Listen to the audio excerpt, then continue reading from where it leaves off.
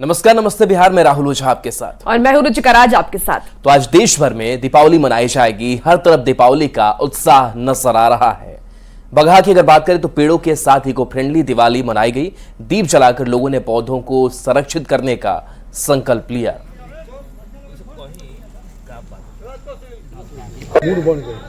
तो तस्वीर देखिए, पेड़ों के साथ इको फ्रेंडली दिवाली मनाई गई है। इस दिवाली के साथ साथ पर्यावरण संरक्षण का संदेश भी दिया गया। लोगों की काफी भीड़ थी यहाँ पर और देखिए सभी दिए जलाते हुए दिखाई दे रहे हैं। इसके साथ साथ ये संदेश भी कि हम दीपावली में पेड़ों के संरक्षण को लेकर के कैसे संकल्प ले आगे बढ़े। अपना हम पूरा जीवन समर्पित कर दिए हैं।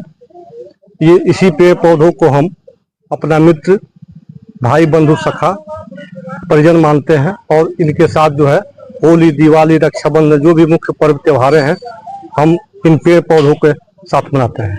सब लोग आए हुए हैं यहाँ पे, जो एसएसबी के भी पदाधिकारी आए हुए हैं मिलकर के। यहाँ पे जो है एक ऐसे मौका मिले कि पेड़ को, आपका नदी को, सबको मतलब हम लोग इसको ये संरक्षण करने के लिए उद्देश्य में इसको मतलब दिवाली यहाँ पे मनी गई है। सब लोग मिले हुए हैं। ये तो हम चाहते हैं जो ये गजेंद्र यादव जी का ये अच्छा मतलब इनका प्रयास है, बहुत उनको तारीफ के पात्र है। बेतिया के लौरिया में ऐतिहासिक अशोक स्तंभ दिवाली की पूर्व संध्या पर जगमग हो गया। सम्राट अशोक का धरोहर रोशनी से सराबोर हो गया। दीपदान उत्सव के दौरान लोगों ने अशोक स्तंभ परिसर में 51,000 दिए जलाए। भारतीय बुद्ध महासभा एवं सम्राट अशोक क्लब के संयुक्त तत्वावधान में दीपदान उत्सव का आयोजन हुआ। दीपावली उत्सव अमावस्या को मनाया जाता है क्योंकि इसी दिन तथाकथित बुद्ध ज्ञान प्राप्त कर कपिल वस्तु को वापस आए थे और उनके स्वागत में राज्यवासियों ने दीप जलाए थे। दिवाली के ये शुभ अवसर पर महात्मा बुद्ध के द्वारा जो मुख्य संदेश दिया गया था अप दीपो भव का, उन्होंने कहा था कि आप अपना दीपक स्वयं बनाएं। अपने भीतर अगर दीपक जलाते हैं तो आपके भीतर में मानवता का प्रकाश आता है। और ये सम्राट अशोक क्लब के द्वारा 2011 से ये कार्यक्रम किया जा रहा है और आज भी ये अनवरत चलता जा रहा है। हम लोग इसको मनाते हैं, दीप स्तंभ पूजन के नाम पर हम लोग करते हैं। अयोध्या में इस बार दीपोत्सव का रिकॉर्ड टूट गया है। 25 लाख से ज्यादा दियों से रामनगर जगमग हुई। सरयू तट भव्य आरती की गई। सीएम योगी ने भी रामलला के दर्शन किए। मंदिर परिसर में दीप जलाने के साथ सरयू तट पर आरती भी की गई। अयोध्या में लेजर शो से संपूर्ण रामायण दिखाया गया। ग्रीन पटाखों से अयोध्या पूरी तरह से रोशन हुई। तो तस्वीरें जहां 25 लाख से ज्यादा दियों से रामनगरी जगमग हो उठी। देखिए, योगी आदित्यनाथ ने भी पूजा पाठ की है। सरयू तट पर भव्य आरती की गई, जहां पर अयोध्यावासी और साथ साथ आसपास के लोगों ने बढ़ चढ़कर हिस्सा लिया और सारे हाथों में दिए जगमगाते हैं नजर आ रहे हैं और पूरा शहर, पूरी रामनगरी रोशनी से नहाई हुई है।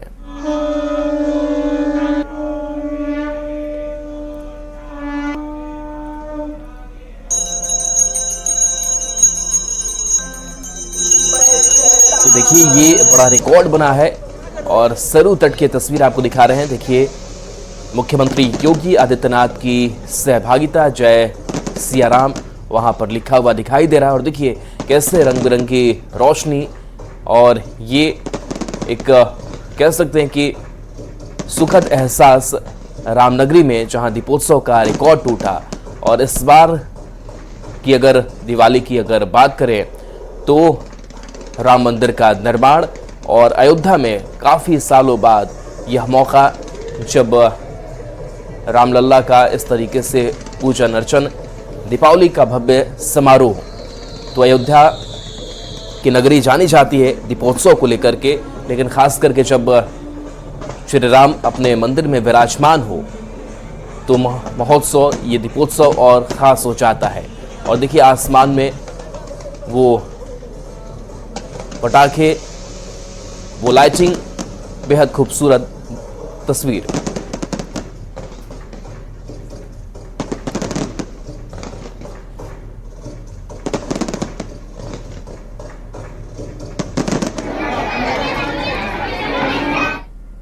बिहार सरकार में मंत्री अशोक चौधरी ने अपने आवास पर गरीब बच्चों के साथ दीपावली मनाई। इस दौरान अशोक चौधरी ने दिए जलाए और बच्चों के बीच मिठाइयां और पटाखे बांटे।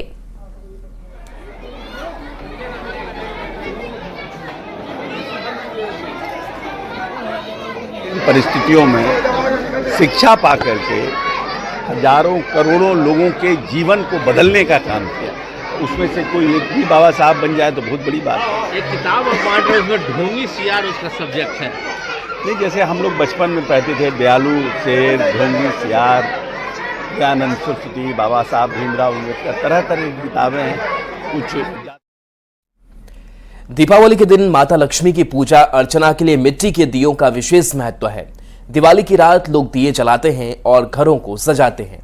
पटना में लोगों ने मिट्टी के दिए के साथ साथ मिट्टी के बर्तन भी खरीदा है। जायजा लिया है संवाददाता विनीता मिश्रा ने। नजर बाजार में रौनक साफ तौर पे नजर आ रही है। दिवाली की रात मां लक्ष्मी की आराधना होती है, दीप जलाए जाते हैं, घरौंदे सजाए जाते हैं। घरौंदों में मिट्टी वाले बर्तन भी बच्चों की पहली पसंद होती है और उसके मद्देनजर बाजार में मिट्टी वाले बर्तन की भी खूब डिमांड हो रही है। हालांकि अब बाजार में मिट्टी वाले बर्तन कम मिलते हैं, लेकिन लोग खरीद जरूर रहे हैं। दिए के साथ साथ मिट्टी वाले बर्तन भी खरीद रहे हैं। क्या नाम है? पूजा गुप्ता। मिट्टी वाले दिए ले रही हैं, बर्तन भी?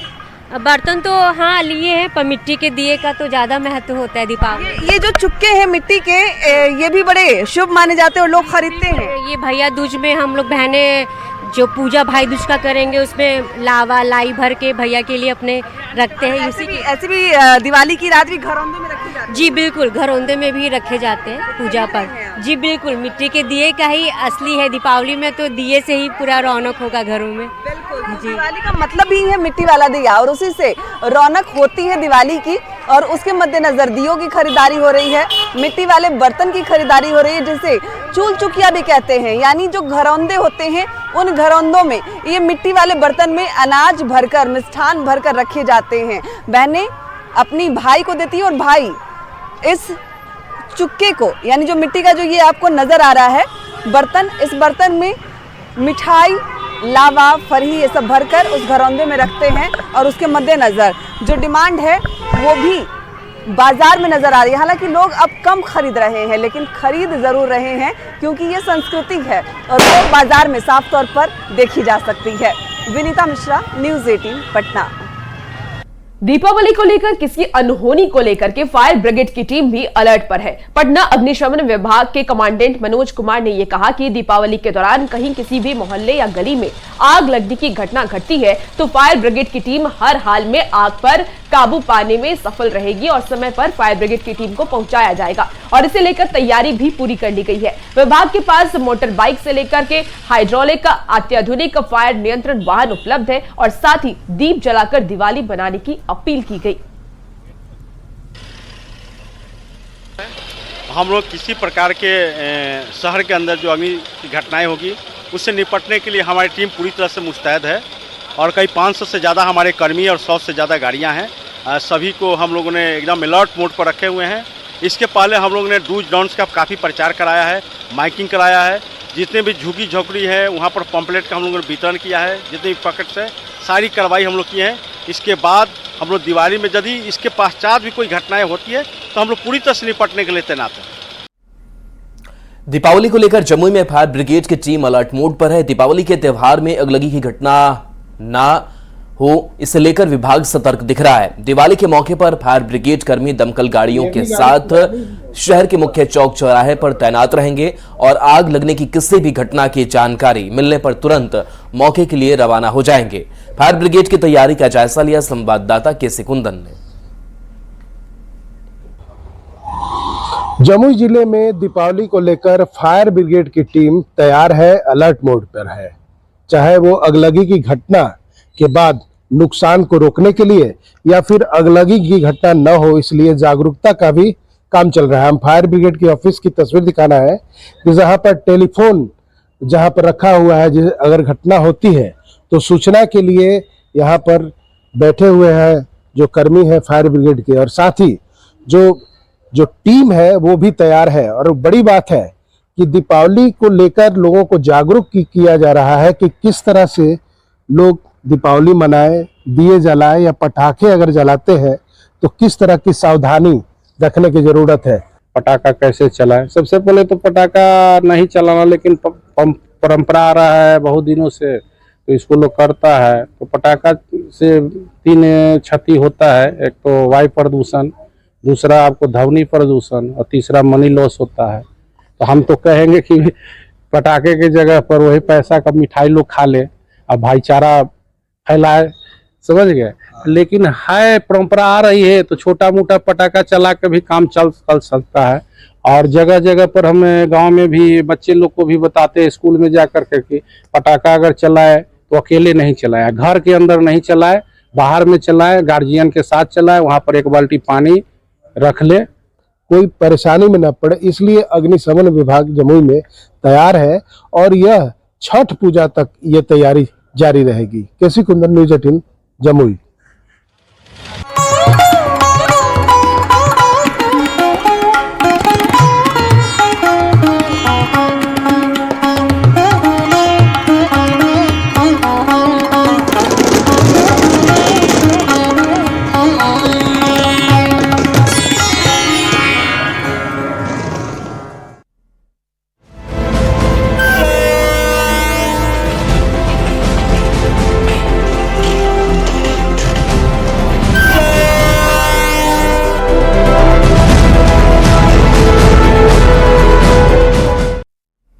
दीपावली और महापर्व छठ को लेकर बिहार आने वाली ट्रेनों में यात्रियों की भारी भीड़ देखी जा रही है। मुश्किलों के बीच भी बिहार के बाहर रह रहे प्रवासी त्योहार आने अपने अपने घर को लौट रहे हैं। नई दिल्ली से सहरसा जाने वाली वैशाली सुपर फास्ट एक्सप्रेस जब समस्तीपुर में रुकी तो यात्रियों से बात की न्यूज़ 18 संवाददाता मुकेश कुमार ने।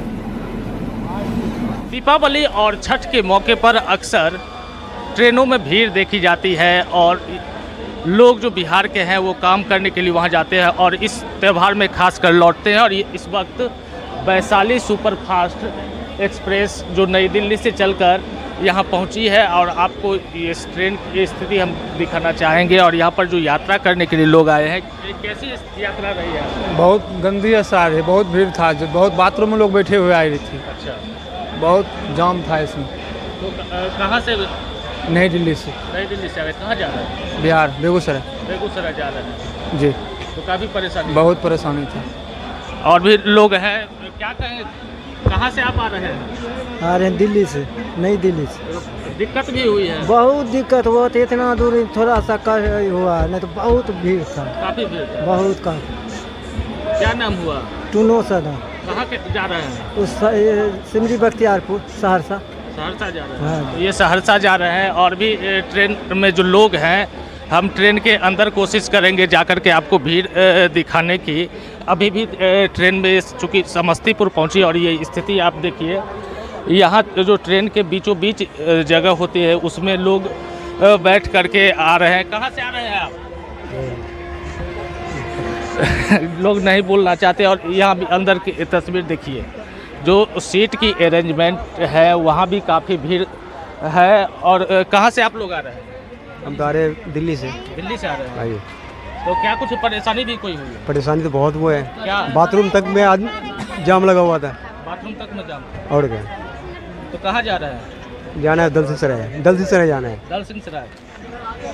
तो इस त्यौहार में आए हैं? हाँ, त्यौहार में आए हैं। तो ये तमाम लोग हैं। ट्रेन की अंदर की तस्वीर हम दिखाना चाहेंगे। ये ऊपर भी लोग बैठे हुए हैं। तो कुल मिलाकर के कह सकते हैं कि जो यात्री हैं इस वैशाली सुपर फास्ट एक्सप्रेस से यहाँ पहुँचे हैं और ट्रेन के अंदर भी जाकर के हमने बातचीत की और उनके द्वारा बताया गया कि बाथरूम तक में आदमी भरे हुए थे और काफ़ी परेशानियों का सामना करते हुए वो यहाँ अपने घर तक पहुँच रहे हैं और पर्व त्यौहार में हिस्सा लेंगे। Mukesh Kumar, news 18 network, Samastipur. दिवाली और छठ को लेकर बिहार के बाहर रहने वाले लोग अपने घर लौट रहे हैं। लोगों में अपने घर पहुंचने की होड़ मची हुई है। बिहार आ रही ट्रेन में काफी भीड़ देखी जा रही है। अमृतसर से कटिहार जाने वाली अम्रपाली एक्सप्रेस में लोग काफी मुश्किल के बाद घर लौट रहे हैं, लेकिन उनके चेहरे पर घर पहुंचने की खुशी भी साफ देखी जा रही है। मुजफ्फरपुर में ट्रेन रुकने पर यात्रियों से बातचीत की न्यूज 18 संवाददाता प्रियांक सौरभ। दीपावली और लोक आस्था के महापर्व छठ को लेकर अब परदेशी जो है वो अपने अपने गांव लौटने लगे हैं।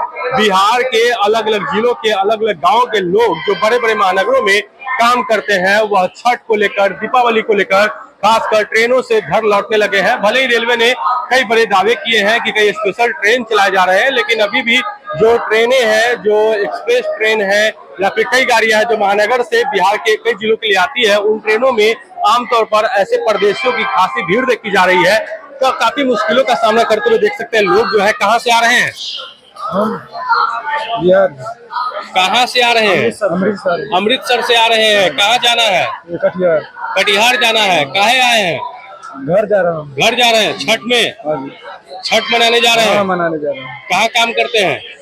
वो कश्मीर में काम करते थे। कश्मीर में काम करते वहां से लौट रहे हैं। लेकिन अंदर की तस्वीर भी हम आपको पहले दिखा देंगे कि इस तरीके से ट्रेनों में जो है वह लोग जो है वह किसी तरीके से आप देख सकते हैं कि रास्ते पर सीट नहीं मिलने की वजह से इधर बैठे हुए हैं। सामान तमाम लोग रखे हुए हैं, ये भी हम जानने का प्रयास करें। कहाँ से आए हैं? दिल्ली से आए हैं। दिल्ली से? कहाँ जा रहे हैं? बिहार जा रहे हैं। बिहार में कहाँ? मधेपुरा जा रहे हैं। हाँ, मधेपुरा जा रहे हैं। यस। काहे जा रहे हैं? छठ पूजा के लिए जा रहे हैं। छठ पूजा के लिए जा रहे हैं। यस। ओ, तो वही काम करते हैं दिल्ली में? दिल्ली में काम करते हैं। ट्रेनों में सीट वगैरह मिल रहा है कि नहीं मिल रहा है? सर बहुत परेशानी हो रहा है। बहुत परेशानी है। बहुत परेशानी। लेकिन छठ पे आना है। छठ में तो आना है। कष्ट काफी हुआ है। बहुत कष्ट हुआ है। क्या नाम हुआ? मुकेश कुमार।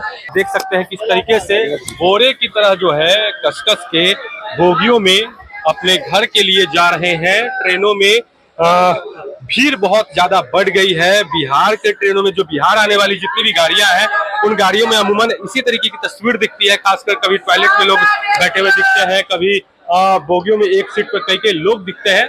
तो अमूमन इसी तरह की तस्वीर जो है वह बिहार आने वाली तमाम ट्रेनों में देखी जा रही है। सबसे खास बात है कि छठ को लेकर तमाम लोग बिहार लौट रहे हैं और ऐसे अवसर पर भले ही रेलवे कई स्पेशल ट्रेनें चलाती है, लेकिन आमतौर पर चलने वाली ट्रेनों में भी काफी भीड़ देखी जाती है। मुजफ्फरपुर से न्यूज 18 के लिए प्रियांक सौरभ। बढ़ेंगे आगे। पप्पू यादव को लॉरेंस गैंग से मिली धमकी के बीच उनकी पत्नी रंजित ने बड़ा बयान दिया है। रंजित रंजन ने कहा कि मैं और पप्पू यादव करीब 2 साल से अलग अलग रह रहे हैं। मुझसे और मेरे बच्चों का उनके बयान से कोई लेना देना नहीं है। अभी पिछले 1.5-2 सालों से तो हम अलग अलग ही रह रहे हैं। राजनीति में जिन कुछ नेताओं की प्रेम कहानी की चर्चा होती है उसमें एक है पूर्णिया से निर्दलीय सांसद पप्पू यादव और कांग्रेस की राज्यसभा सांसद रंजीत रंजन का। जिस रंजीत रंजन से शादी के लिए पप्पू यादव ने न जाने कितने पापड़ बेले, वो रंजीत रंजन और पप्पू यादव करीब 2 साल से अलग रह रहे हैं और इस बात की जानकारी खुद रंजीत रंजन ने दी है। अभी पिछले 1.5-2 सालों से तो हम अलग अलग ही रह रहे हैं।